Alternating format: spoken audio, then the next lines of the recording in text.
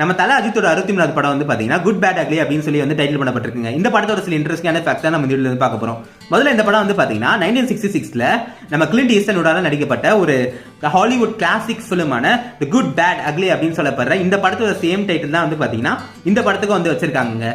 அதுவும் வந்து பாத்தீங்கன்னா இந்த படத்தோட இன்ஸ்பிரேஷன் தான் வந்து இந்த படம் வந்து சொல்லப்படுது. பட் அது எந்த அளவுக்கு உண்மைன்னு தெரியல. நெக்ஸ்ட் வந்து பாத்தீங்கன்னா நம்ம தல அஜித்தோட கரியர்லயே வந்து பாத்தீங்கன்னா இந்த படம் தான் வந்து பாத்தீங்கன்னா ஃபர்ஸ்ட் டைமா வந்து இங்கிலீஷ்ல வந்து டைட்டில் பண்ணப்பட்டிருக்குங்க. அதாவது வந்து பாத்தீங்கன்னா ஆங்கிலத்துல வந்து டைட்டில் பண்ணப்பட்டிருக்குங்க. அடுத்தது வந்து பாத்தீங்கன்னா இந்த படத்தை வந்து டைரக்ட் பண்றது வந்து பாத்தீங்கன்னா நம்ம மார்க் ஆண்டனி படம் எடுத்தார்ல அதே டைரக்டர் தான் வந்து பாத்தீங்கன்னா இந்த படத்தையும் வந்து டைரக்ட் பண்றாருங்க. அதுமா லாஸ்ட் வந்து பாத்தீங்கன்னா நம்ம தல அஜித் வந்து பாத்தீங்கன்னா இவர் வந்து மார்க் ஆண்டனி படத்தை பார்த்துட்டுலாம் வந்து இந்த டேரக்டரை கூப்பிட்டு டைரக்ட் பண்ண சொல்லல இந்த படத்தை. அது தாண்டி வந்து பாத்தீங்கன்னா நேர்கொண்ட பார்வை அப்பவே வந்து பாத்தீங்கன்னா இந்த டேரக்டரும் அஜித்தும் வந்து ஒன்னா ஒர்க் பண்ணிருக்காங்க. அங்க வந்து பாத்தீங்கன்னா இவரோட டைரக்ஷன் ஸ்டோரி ஸ்டைல்லாம் வந்து அஜித்துக்கு வந்து பிடிச்சி அப்படி உருவாக்கப்பட்ட படம் தான் வந்து இந்த படம். சோ இதை பத்தி நீங்க என்ன நினைக்கிறீங்க கமெண்ட்ஸ் சொல்லுங்க.